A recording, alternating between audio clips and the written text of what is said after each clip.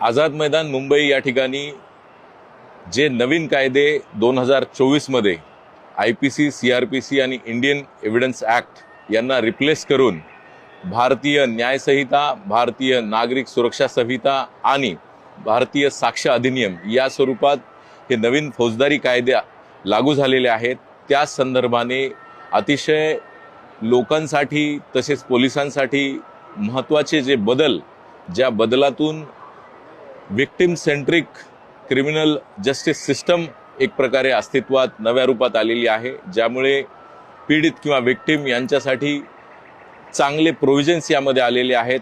Faster justice ज्याला आपण म्हणू देणं शक्य होत आहे। हे सर्व बदल या प्रदर्शनामध्ये दाखवण्यात आलेले आहेत।